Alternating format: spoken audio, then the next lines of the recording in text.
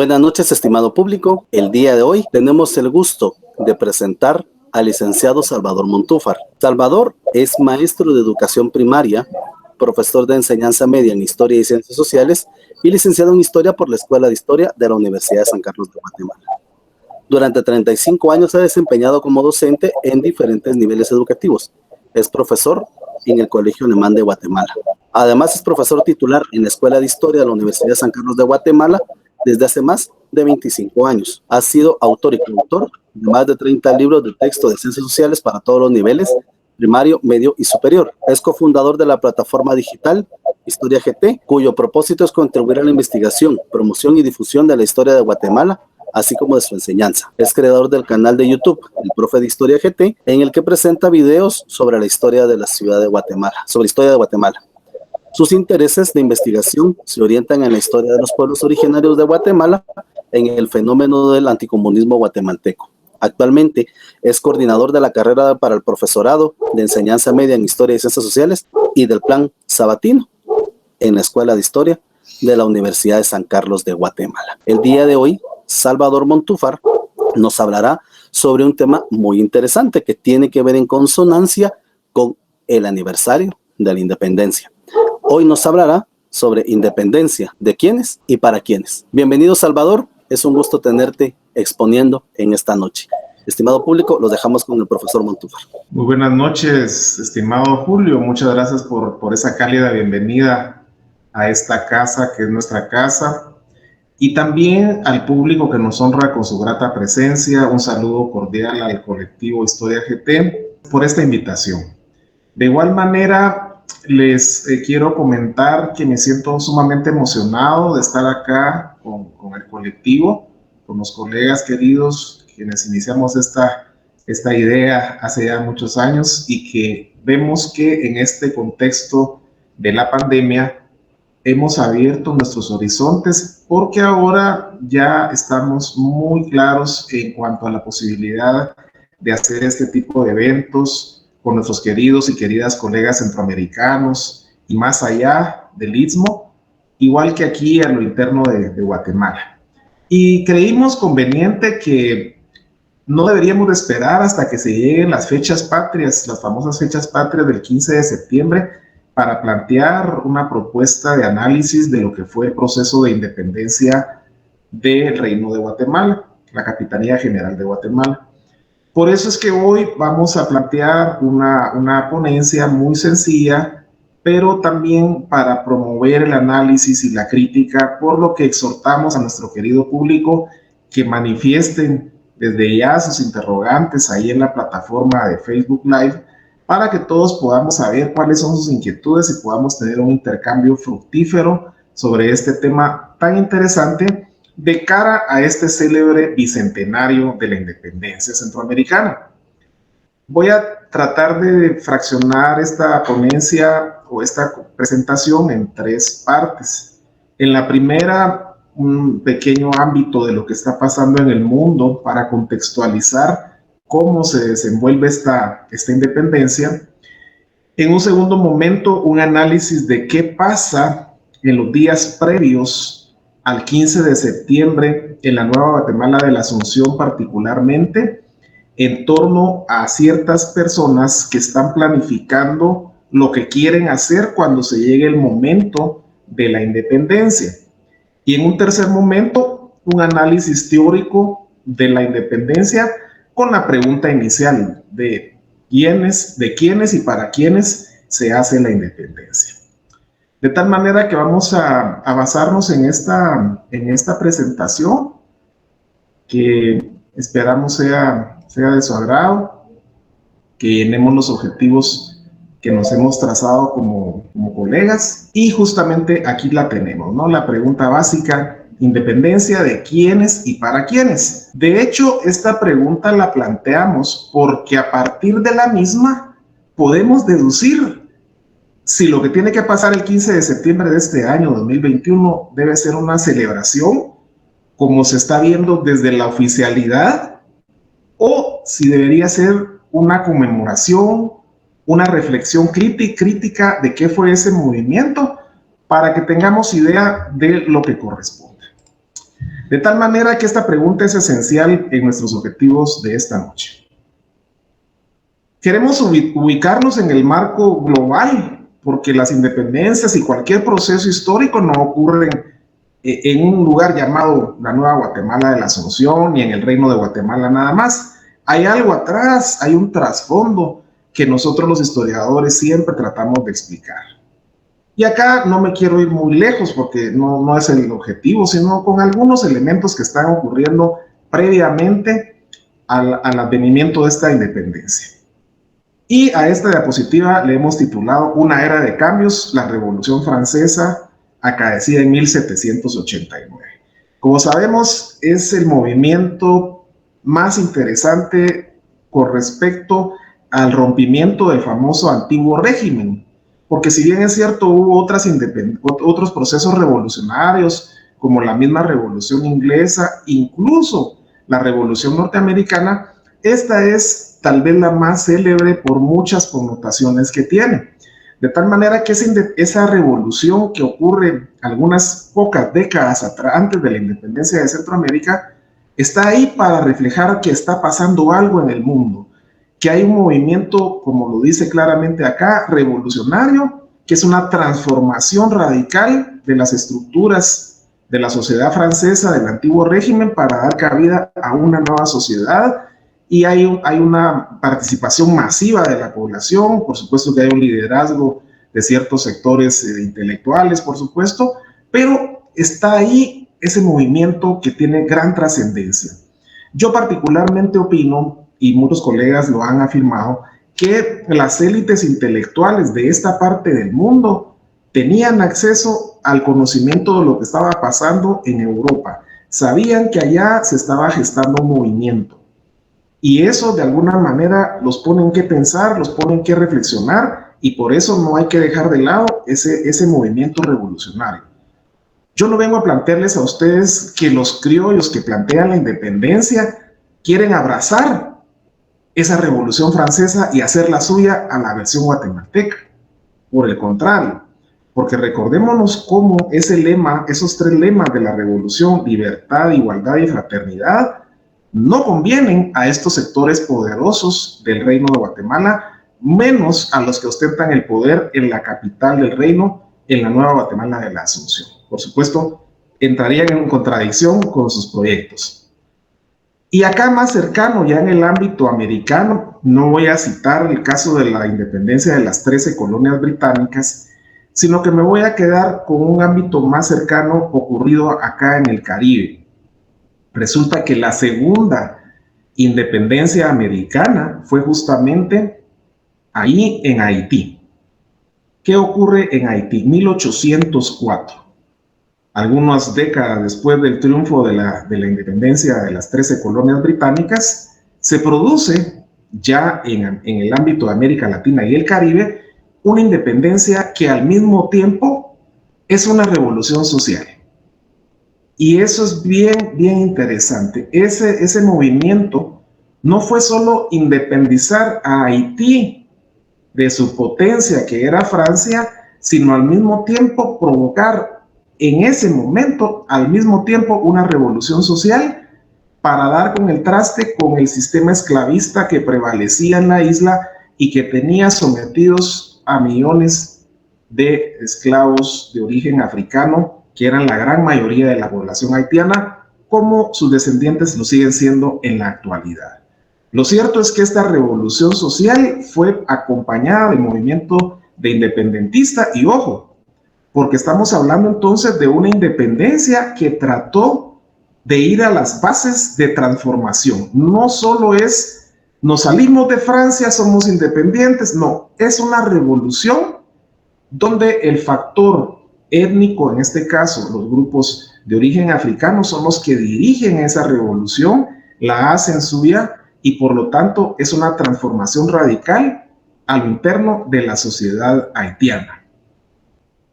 Y algo muy cercano para nosotros en nuestro ambiente, y de hecho saludo a nuestros amigos mexicanos que todos los jueves nos honran con su presencia, tal el caso de nuestro querido colega Catarino Escobar, quien nos mira casi todos los jueves desde Sinaloa, México.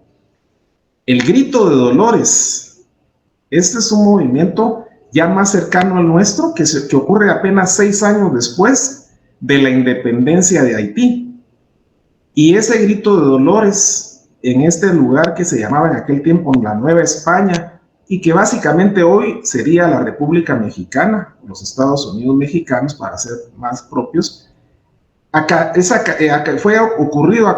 el 16 de septiembre de 1810.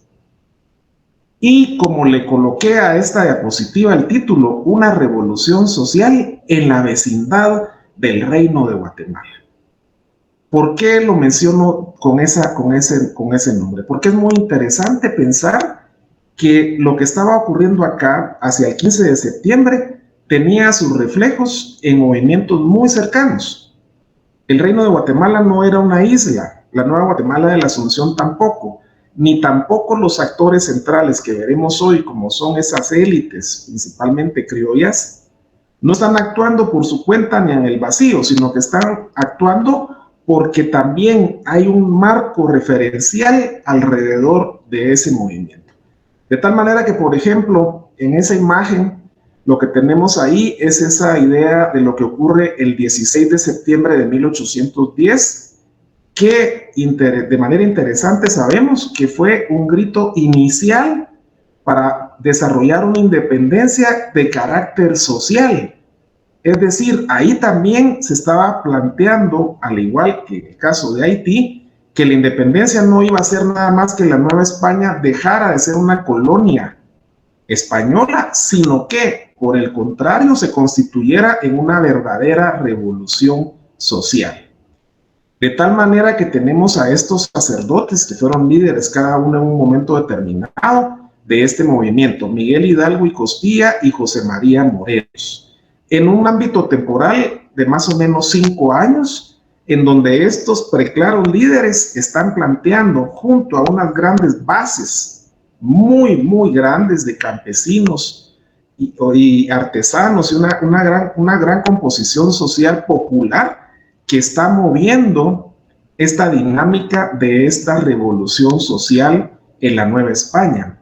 Por lo tanto, estos líderes no están planteando nada más, como insisto, la independencia de la Nueva España, sino que a la par una verdadera revolución, una transformación que vaya en beneficio de las multitudes, principalmente desposeídas, que durante años de colonización habían quedado totalmente al margen del desarrollo, al margen de las posibilidades. Y ahí están estos curas que tristemente tienen un final muy doloroso, porque hay una represión de los ejércitos realistas para acabar con ese movimiento.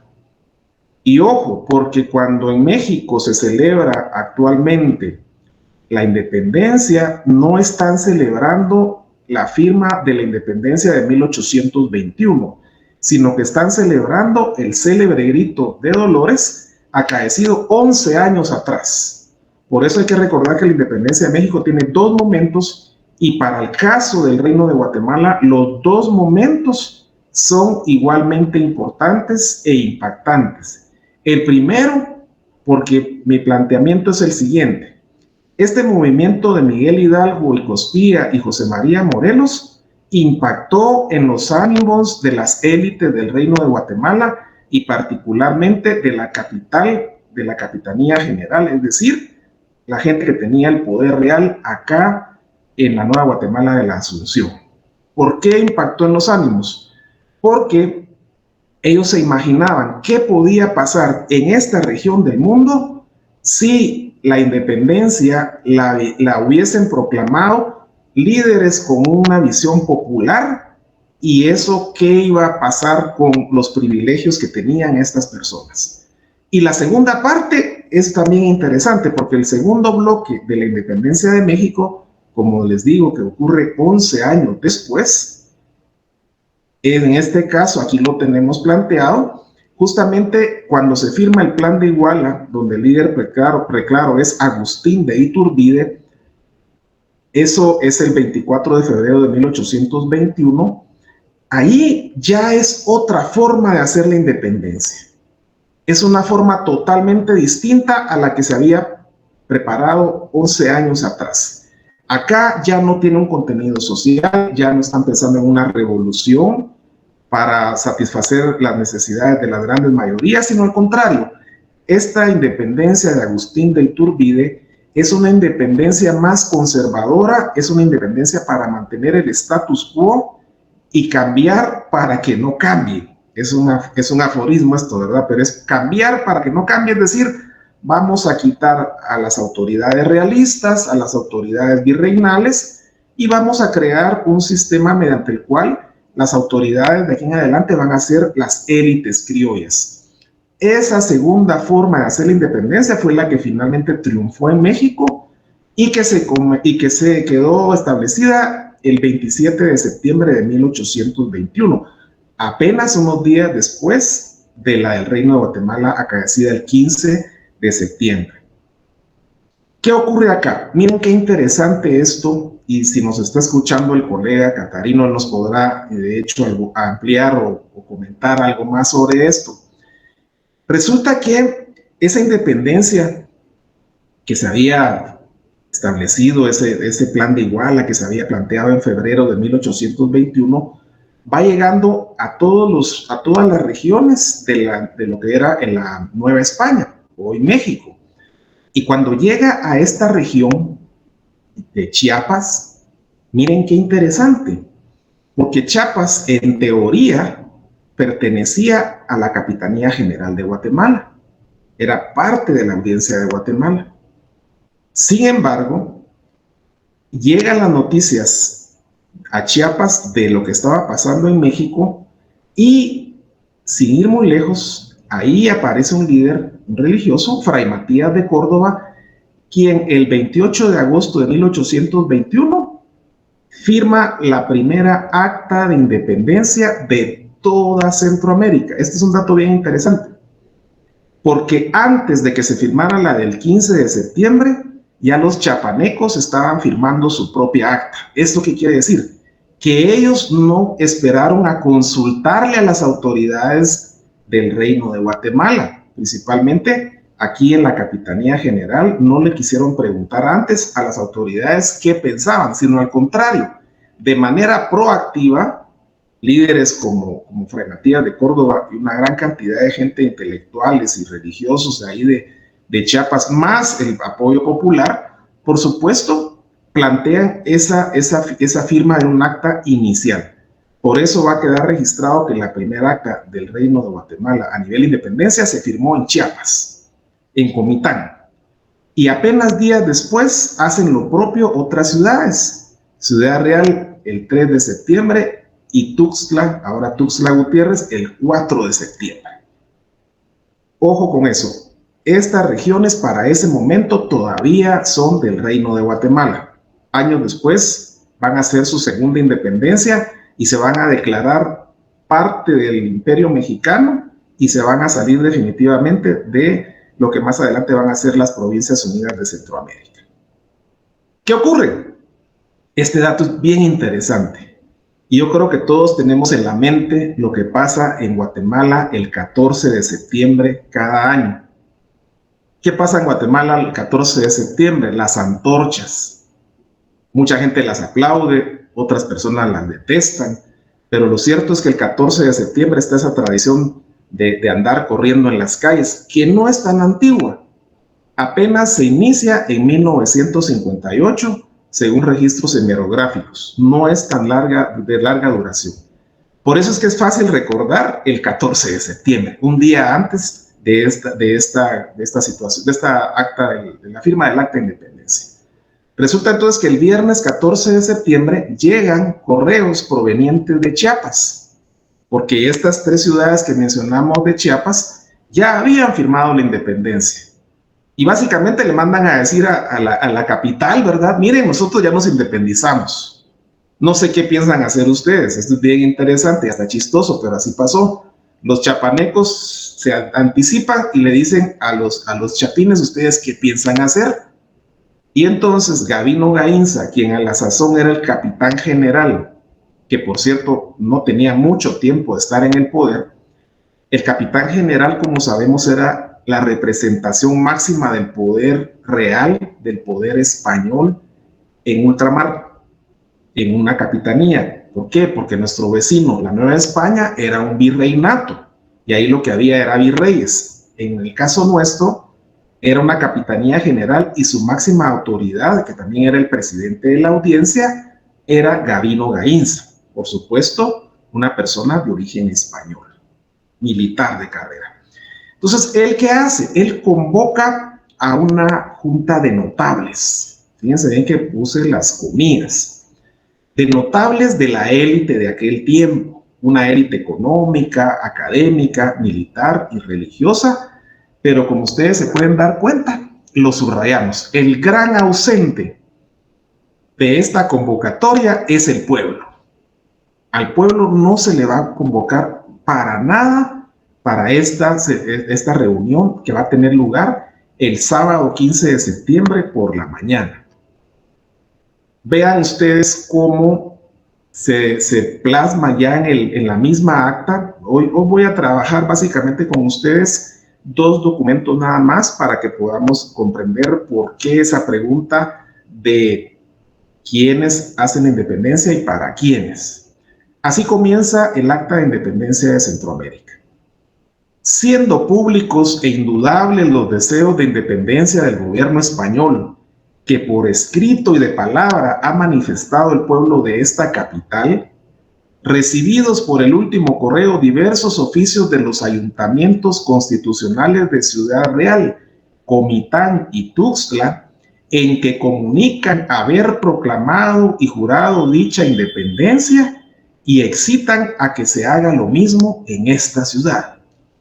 Ya tenemos claro el panorama. Lo que hicieron los ayuntamientos de Chiapas fue anticiparse y mandarles un correo a los capitalinos para decirles, miren, ¿qué piensan hacer ustedes? Esa es una cuestión sumamente interesante.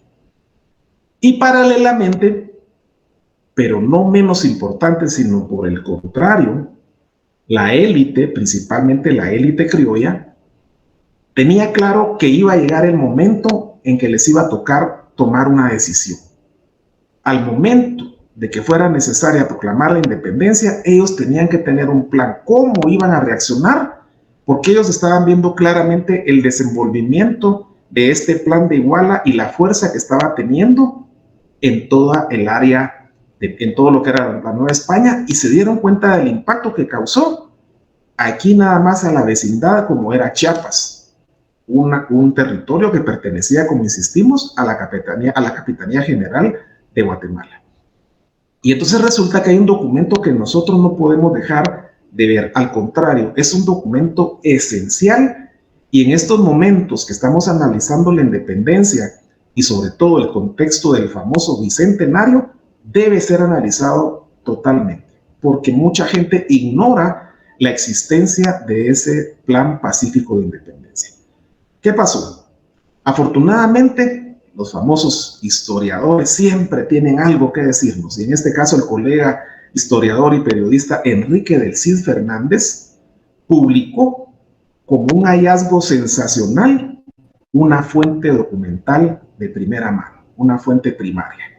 El 14 de septiembre de 1963, Enrique del Cid Fernández publicó el Plan Pacífico Independencia a partir de que él tuvo acceso a los archivos de la familia más poderosa del Reino de Guatemala de toda la época colonial, la familia Aycinena.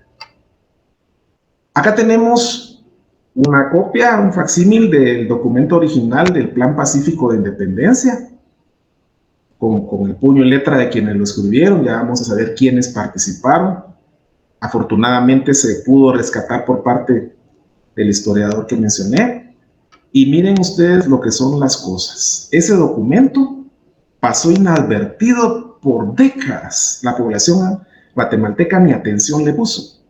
Tuvo que venir más adelante otro historiador, Horacio Cabezas, y presentar esto como un libro para que otra vez se reavivara este tema. Y ahora en el Bicentenario cobra totalmente relevancia el hecho de haber encontrado ese documento del colega del CID, el Plan Pacífico de Independencia.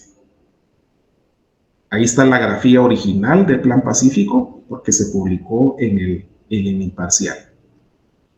Y acá lo que nos remonta esta diapositiva es al lugar donde se reunieron ciertas personas. Ya vamos a hablar quiénes son los que se reúnen ahí y por qué es importante hablar de esta reunión. Por supuesto, tuvo que haber sido una reunión secreta. Era muy célebre en aquellos tiempos hacer esas tertulias, reunirse, conspirar. Era muy frecuente. Ya había pasado en El Salvador, en Nicaragua, en Honduras, aquí mismo la conjura de Belén. Ya había habido experiencias de gente que se ponía a conspirar. Pero en esta casa señorial de la familia Aycinena, en lo que ahora, ya vamos a ver algunas imágenes, en lo que ahora es el edificio, el centro de la 9ª calle y 7ª avenida, ahí se tuvieron que haber reunido estas personas. Aquí en una vista de perspectiva aérea podemos ubicar dos lugares cruciales para entender estos movimientos.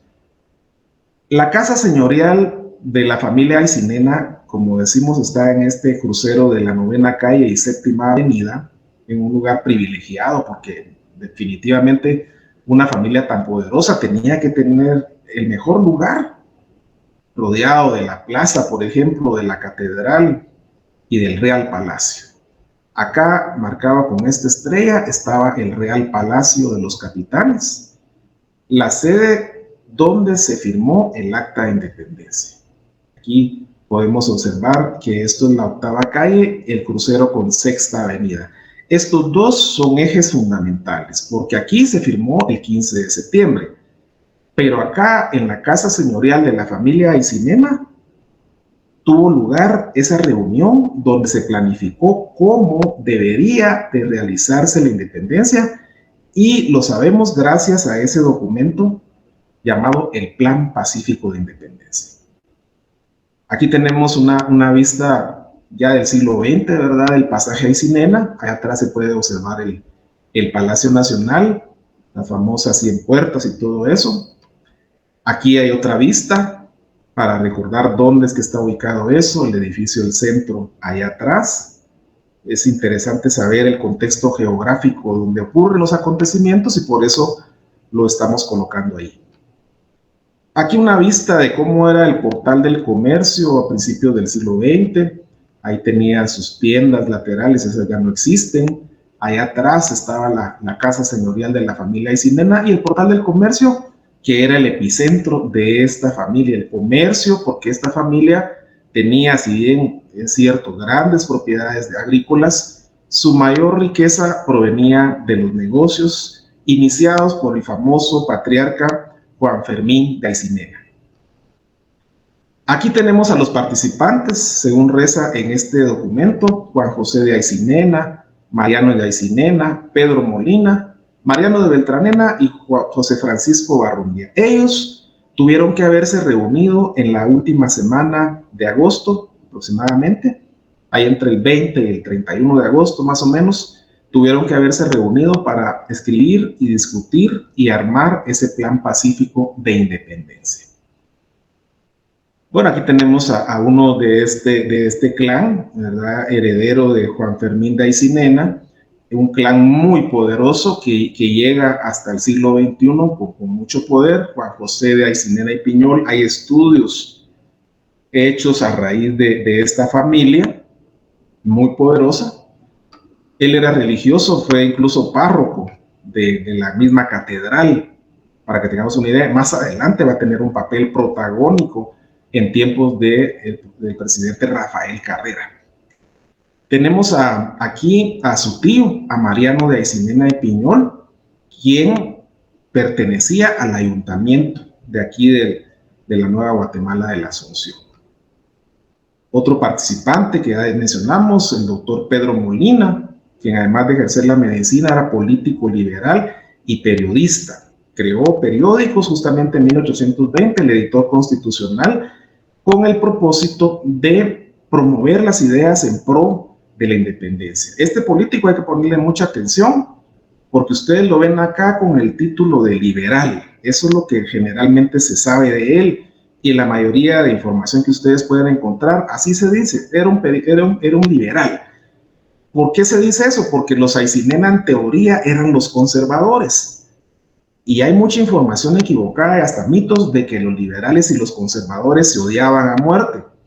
Pero miren aquí, un liberal, Pedro Molina, se reúne con connotados conservadores para planificar juntos cómo debería ser la independencia. Imagínense qué nivel de secretividad y de pactos secretos había en aquellos tiempos. Bueno, otra persona influyente de la sociedad guatemalteca de aquel tiempo, Mariano de Beltranena, de la Diputación Provincial, es decir, de la alta jerarquía política de Guatemala, también está presente en estas reuniones. José Francisco Barrundia, un político liberal muy cercano a la familia Molina. Él también tenía un hermano y eran todos de esa misma idea de hacer un proyecto liberal en teoría. ¿Por qué les digo liberal? Porque en teoría ellos estaban planteando una independencia que viniera acompañada de cambios sociales. Esa era en teoría lo que ellos pensaban. ¿Por qué? Porque en contraposición de ellos estaban los políticos conservadores como la familia Aycinena, los Beltranena, que planteaban una independencia sin mayores cambios. A lo que estaban viendo en México, más o menos en esa línea de esa época de Iturbide, eso es lo que planteaban los conservadores. Pero ya vamos a ver que acá hay un punto donde discuten, eliminan sus diferencias y dicen, bueno, ¿qué independencia queremos? Esa es la que vamos a organizar. Eso es fundamental. Y acá está el Real Palacio, donde se firmó el acta el 15 de septiembre, un grabado, para recordarnos de lo que ahora justamente es el Parque Centenario. No sé si ustedes últimamente han tenido oportunidad de ir por ahí. Ahora está cerrado el espacio porque hay una arquería que están armando a través de un proyecto de la Municipalidad de Guatemala. Personalmente no me gusta en lo absoluto que se rompa un diseño muy antiguo que tiene ya 100 años. Recordemos que el Parque Centenario se llama así porque está vinculado a la conmemoración del centenario de la independencia. Pero ahí está la MUNI actual haciendo una arquería que a mí personalmente no me gusta. No sé qué dice el público, de repente al público sí le gusta y nos dice que nosotros somos los que no nos parece nada, ¿verdad? Vamos a ver qué opina la gente. Acá, hablando de ese centenario de 1921, miren ustedes qué interesante cómo la historia va agarrando forma a partir de lo que hacen las élites, porque son las élites las que están pensando en esta independencia.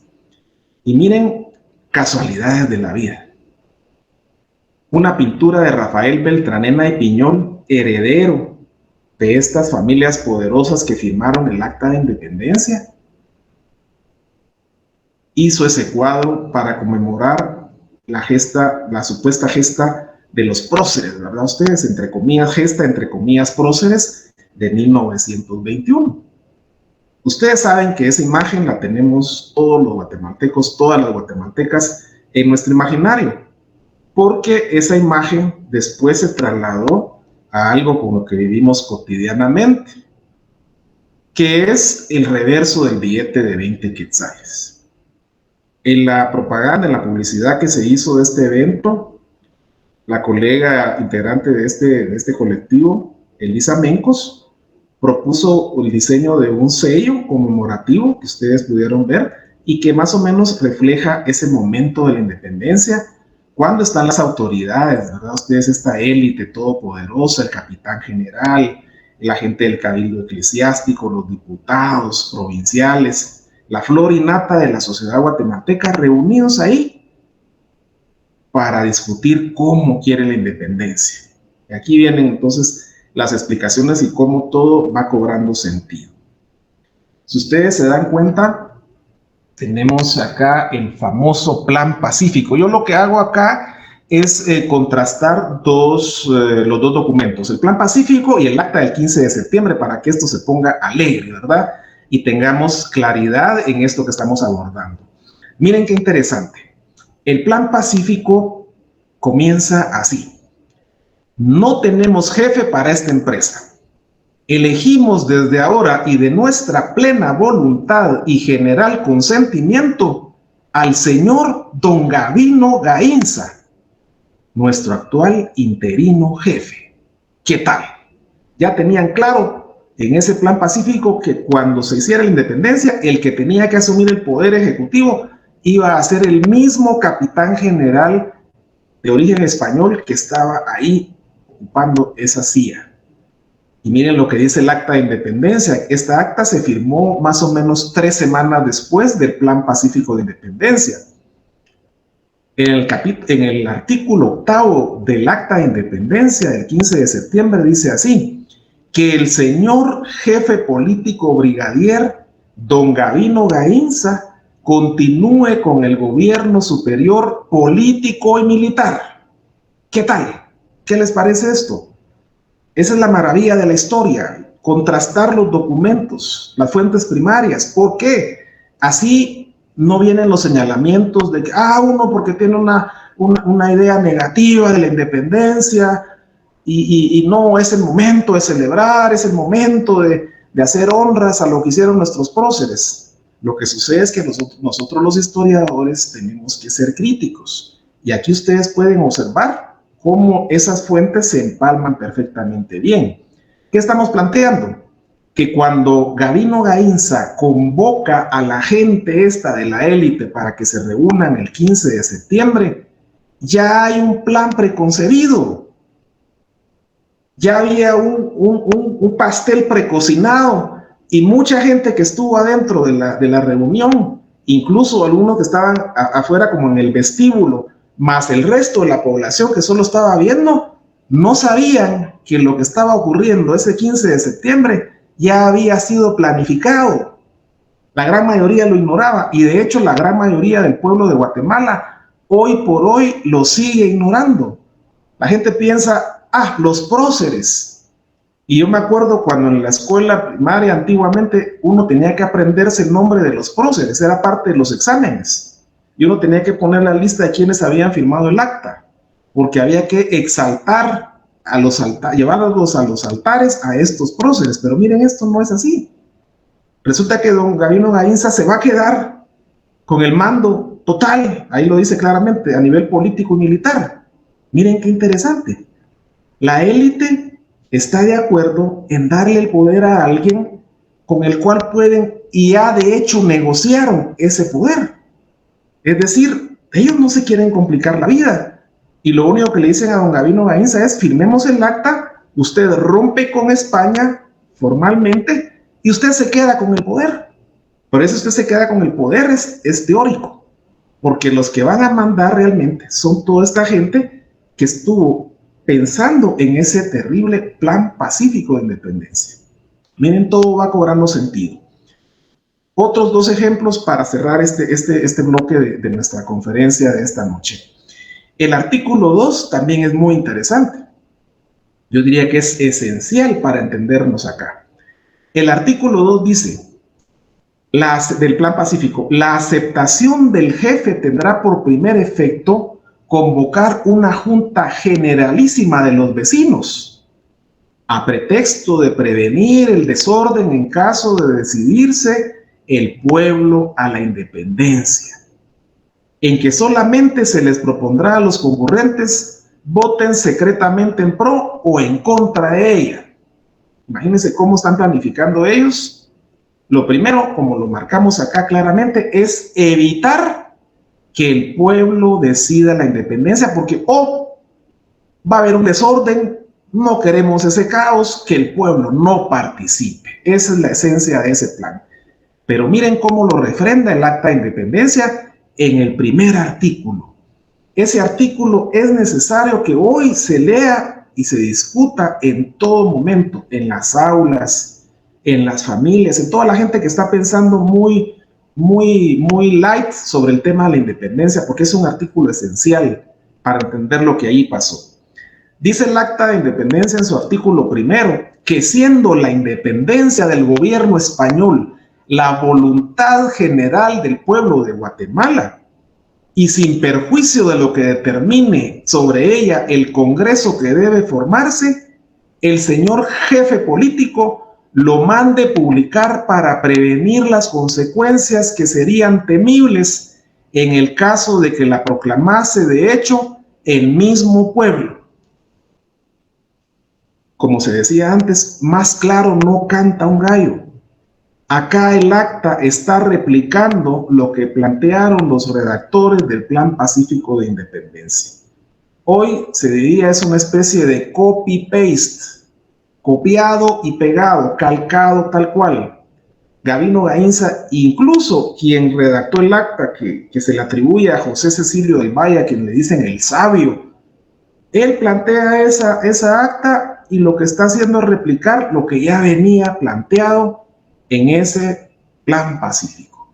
En síntesis, que el pueblo no participe, que el pueblo no tenga cabida en ese 15 de septiembre. Y por último, no menos importante, porque también es interesante cómo hasta la forma de festejar habían contemplado los autores del Plan Pacífico de Independencia una vez lograda la misma. Miren lo que dice ya en la parte final del Plan Pacífico, tiene 3 puntos. Uno de ellos dice lo siguiente: si logramos este paso, o sea, si se firma el acta, el jefe con la junta, después de poner en resguardo a las personas que pudiesen peligrar, pasarían a la catedral a dar gracias al Altísimo, y el resto del pueblo se repartiría por la ciudad a hacer las demostraciones correspondientes.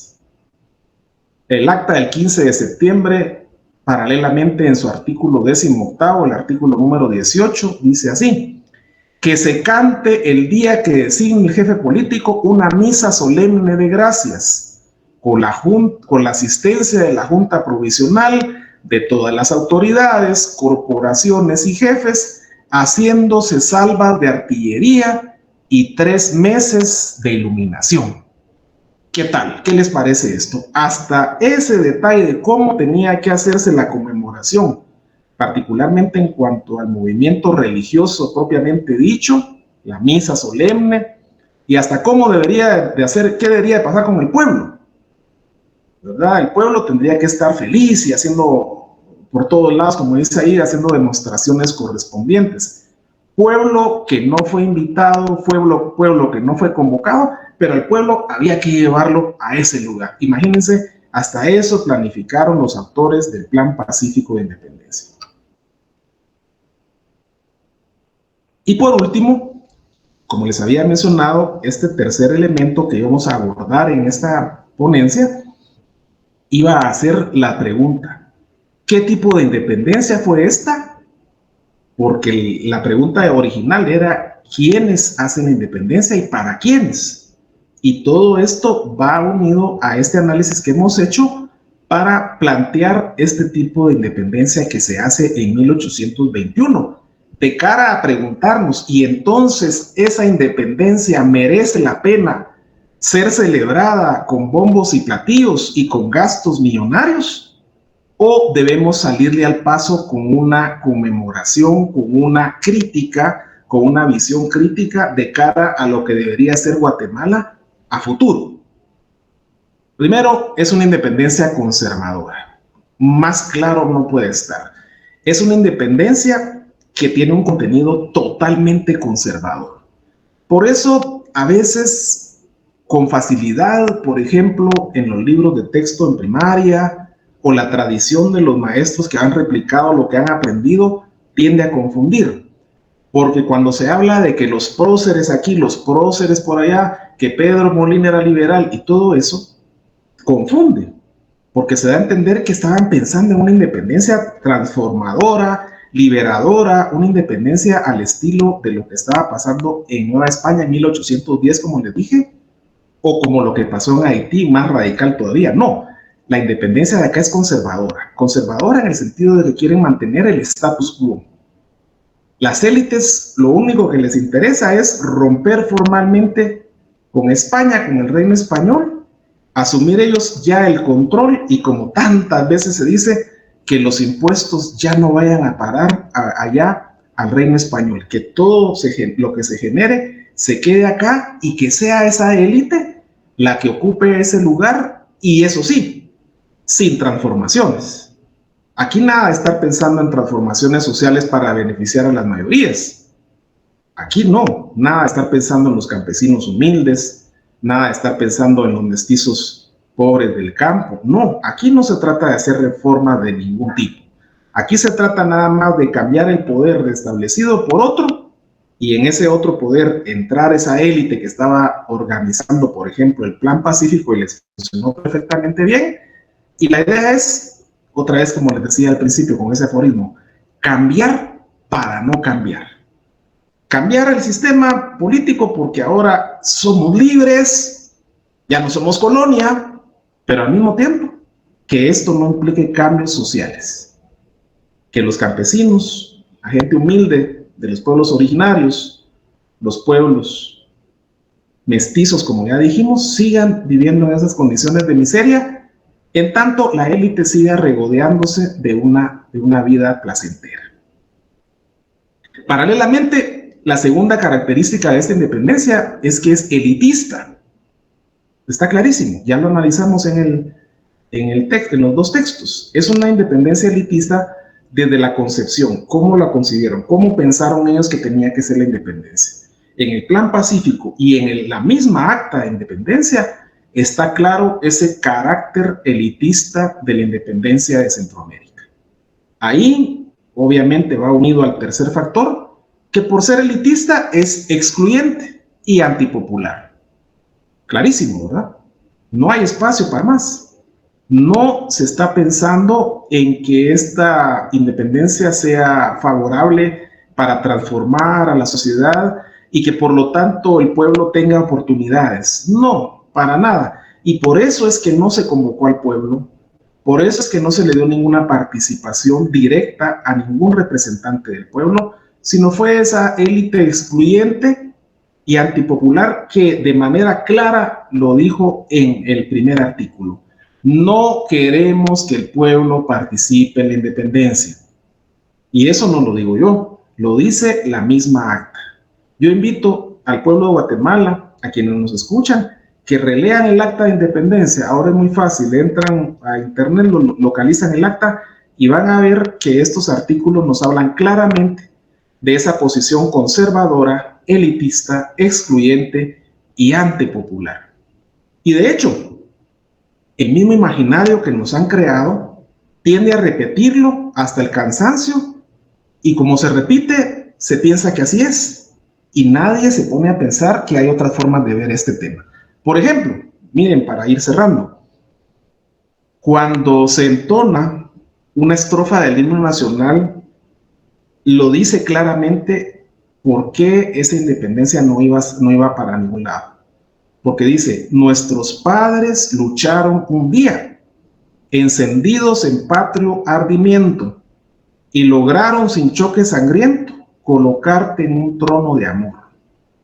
Cuando dice el himno, nuestros padres lucharon un día, están hablando de los famosos próceres. Dice que lucharon.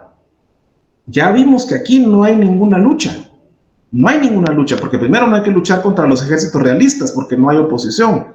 Segundo, porque hay una componenda, hay un pacto secreto, donde esa élite negocia el poder con Gabino Gainza, y aquí no hay ninguna lucha. Y cuando dicen que lo colocaron en trono de amor, también es una cuestión puramente emotiva. Lo cierto del caso es que todo esto se hace a espaldas del pueblo. Y para cerrar, aquí lo dice esa última frase, esta independencia es una independencia de la élite para la élite. Muy sencillo. La élite sabía que había dos opciones de independencia.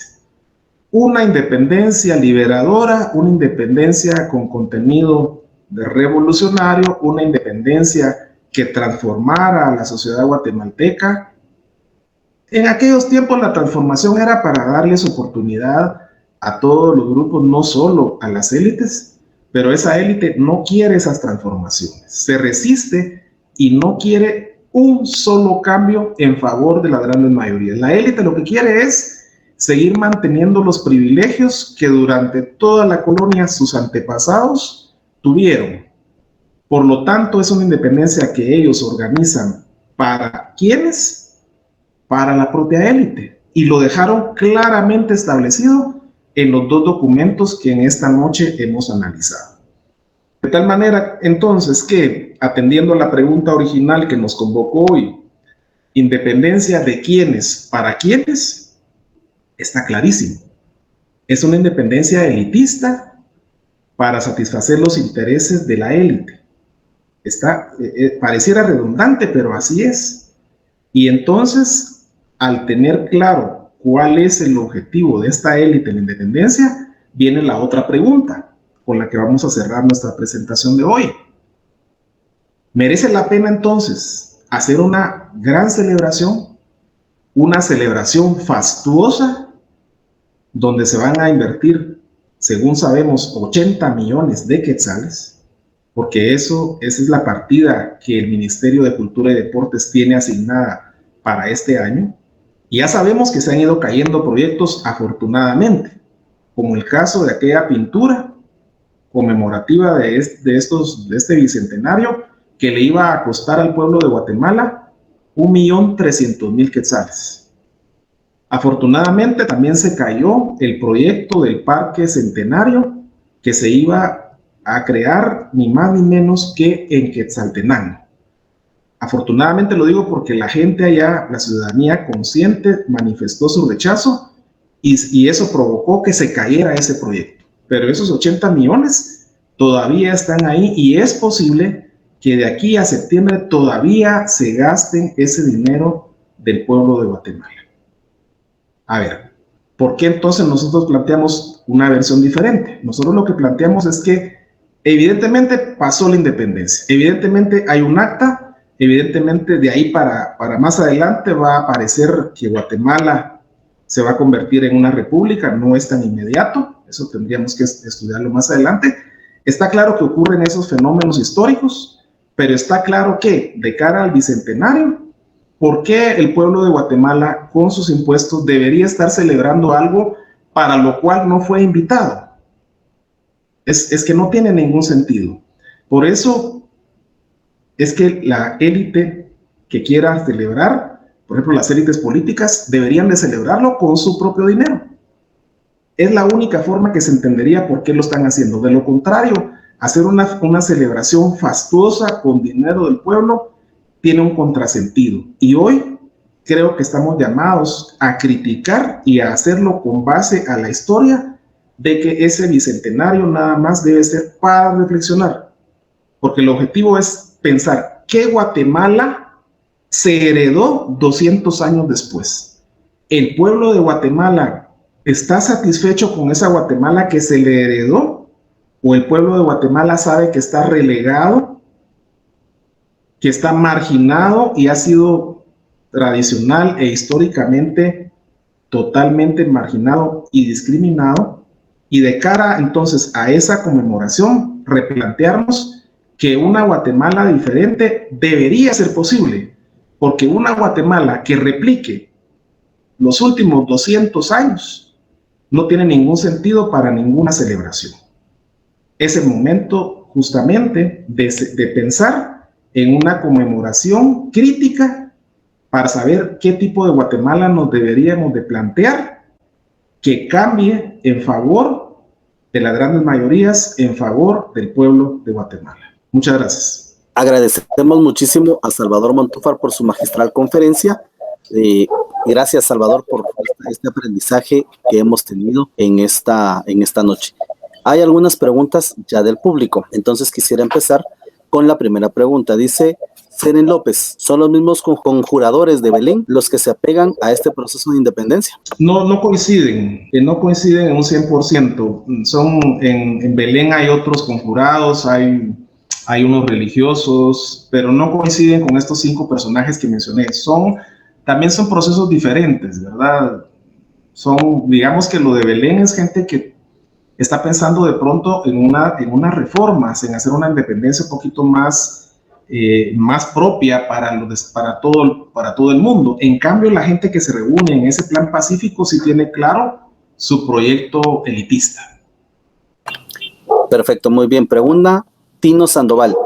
¿Se podría decir que estas élites protagonistas de la independencia obtuvieron una herencia de sangre y una herencia de poder de los tiempos coloniales?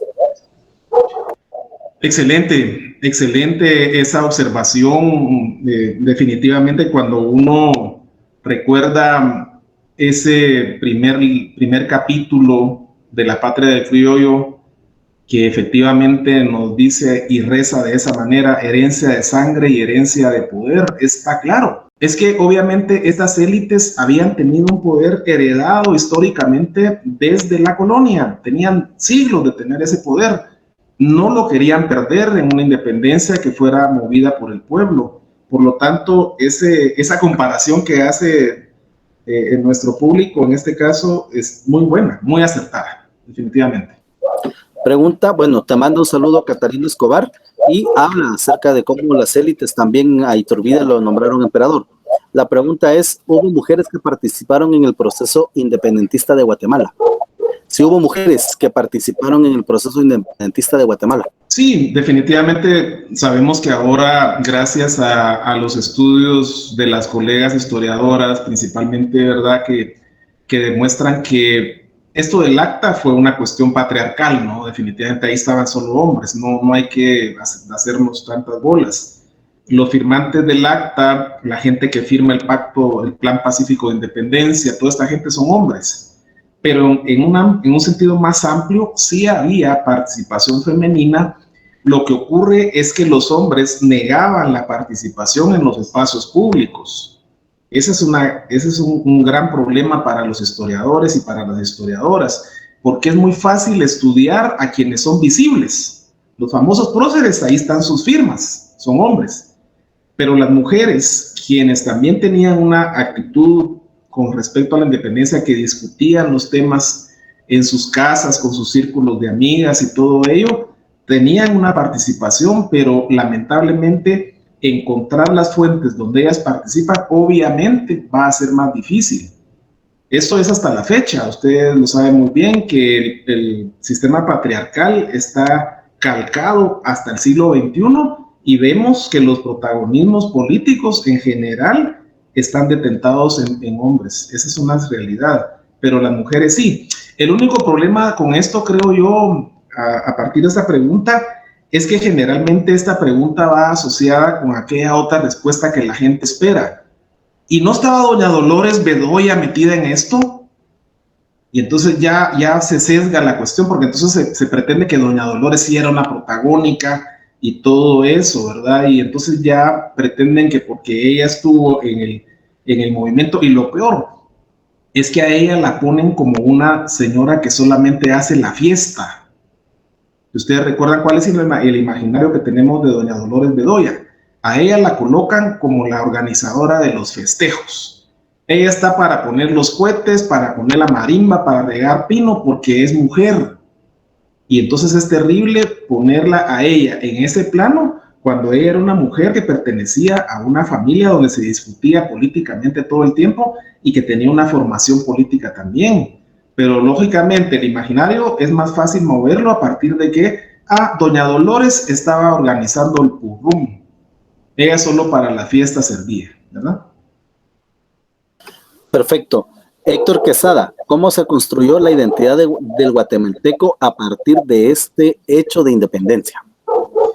Héctor, definitivamente tu pregunta es esencial. Algo que no pudimos desarrollar en la ponencia, pero que obviamente está atrás, ahí en el fondo y que todos lo entendemos, es que cuando se trata de estudiar la independencia en Guatemala particularmente, lo que ha prevalecido es esa visión emotiva de la independencia. Hay una carga emotiva al respecto de la independencia y los que diseñaron ese proyecto de nación de los liberales de 1871 fueron muy eficientes, porque fueron ellos los creadores del himno, de los símbolos patrios, de los festejos del centenario de 1921, de los desfiles escolares y todo ello. Esta gente fue permeando la mentalidad del guatemalteco y de la guatemalteca, pero en el plano emotivo. Y si te das cuenta, esa emoción es la que hace que la gente tenga ciertas adhesiones que no es fácil quitarlas, porque la gente espera que el 15 lo que haya sea un desfile, que haya un acto cívico, que haya una alborada, ver al niño marchando, ver a la niña de batonista. Eso espera la gente en general en Guatemala, porque la gente quiere emoción. La gente normalmente no le interesa hacer análisis de este tipo porque no les llena, no les satisface. Es más agradable, es más bonito, es más, digamos, cómodo hacer celebraciones a partir de lo emotivo. Y entonces esa emoción ha quedado plasmada incluso en los libros de texto, en la imagen que tienen los profesores que van a reiterar lo que otras generaciones de profesores les enseñaron. Y entonces lo que hay que hacer es estar exaltando esa fecha, estar alabando a los próceres y estar diciendo que hicieron un gran proyecto para sacar adelante a Guatemala, etcétera, etcétera. Hay un comentario de Vinicio Portillo. Querían que todo siguiera igual y que la élite de la región de Guatemala estuviera todo el poder económico. Por eso, las demás regiones centroamericanas querían independizarse de Guatemala y por eso falló también la Federación Centroamericana. Nadie quería ser parte de Guatemala. Excelente, excelente, ¿verdad? Así es, efectivamente. Por ejemplo, nuestro vecino, hermano, país, El Salvador, en aquel tiempo una provincia, ellos siempre fueron más proactivos, ellos tuvieron movimientos preindependentistas con más sentido social, no funcionó, fue un fracaso lamentablemente para ellos, y tampoco quería que esa independencia se quedara con lo que decía el 15 de septiembre, ellos iban más allá, ellos querían representatividad, querían que en San Salvador hubiera una representatividad y que no se quedara el poder aquí en Guatemala. Y por eso ellos no estaban totalmente, para nada de acuerdo con la famosa anexión a México. Dice Rudy Mazarius, la respuesta es sí, de una vez. ¿Se puede encontrar también el Plan Pacífico en Internet?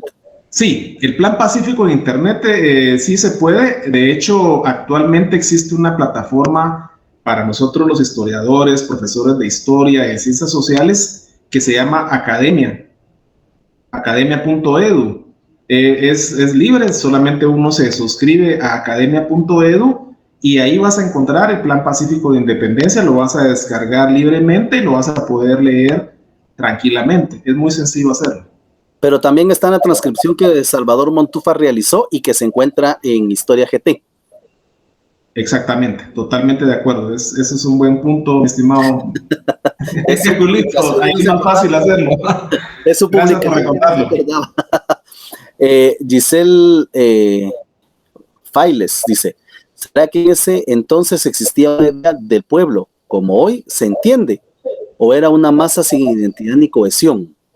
Y si la élite no la hizo participar es porque le tenía miedo a que en vez de pedir independencia de España, pidieran independencia de las élites. Fíjate que esa pregunta para mí va a ser siempre esencial, porque al final lo que está moviendo todo esto de las élites y por qué apresurarse y organizarse y todo, es el miedo. Es el miedo porque obviamente los privilegios son muchos, como para perderlos por un movimiento que venga y dé al traste con esos privilegios, porque ellos ya se estaban hasta imaginando qué hubiese pasado si la independencia era un movimiento abrumador de miles y miles de campesinos que toman el poder y hacen una revuelta.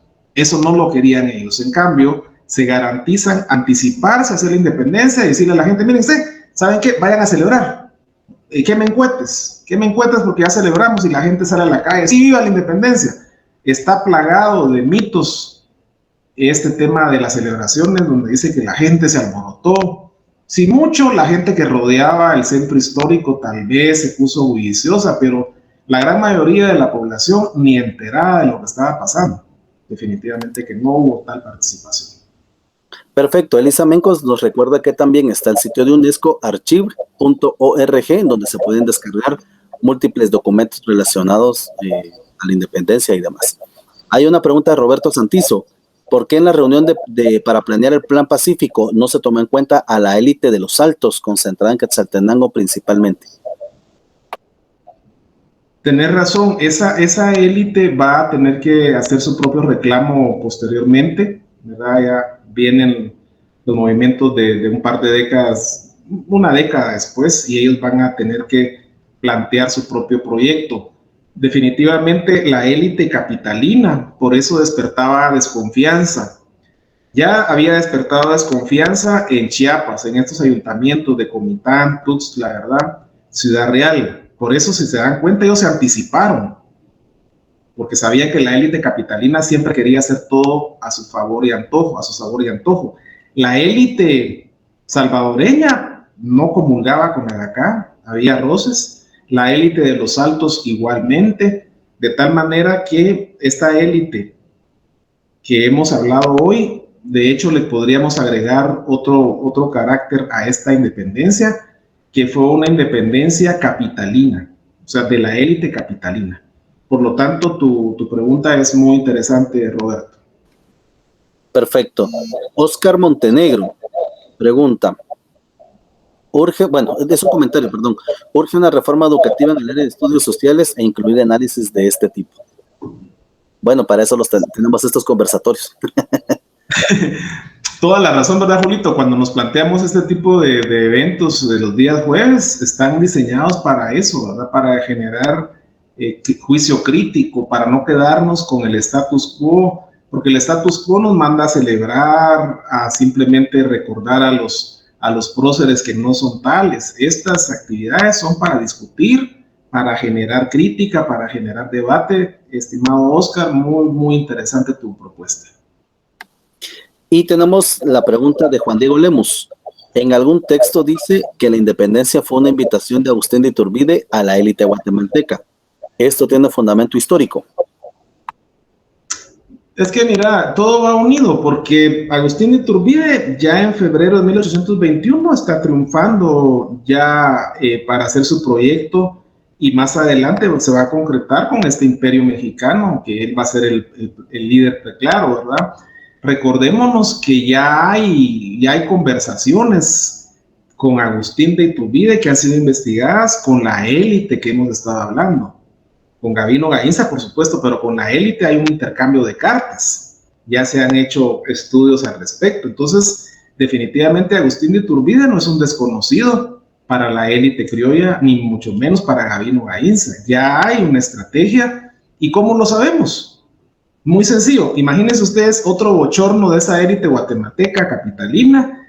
Es que ellos firman el acta el 15 de septiembre, pero el 5 de enero, apenas meses después, ya están firmando la anexión a México, al imperio mexicano de Agustín de Iturbide.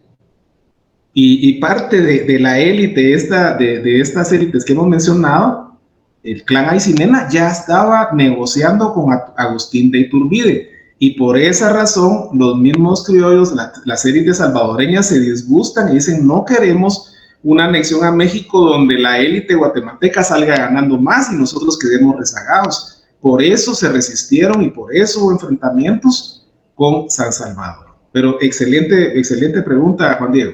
Bueno, Salvador, muchísimas gracias por esta magnífica conferencia que nos abre el debate ya en aras del bicentenario de la independencia.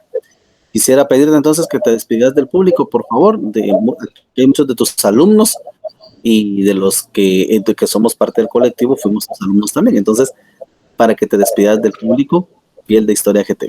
Muchas gracias, mi estimado Julio. Agradezco al colectivo Historia GT. Como todos sabemos, me honra ser integrante activo de ese colectivo, por este espacio para esta discusión, esta plática, este generar conciencia que entre nosotros los profesores de historia y ciencias sociales de cara al bicentenario es tan relevante en una Guatemala que hoy por hoy se debate entre el quietismo, el no me importa nada y el juicio crítico que tenemos que fomentar. Así que yo agradezco por esta oportunidad, un saludo a nuestra fiel audiencia y les deseo entonces para todos una feliz noche. Muchísimas gracias, Salvador, muchísimas gracias a todos.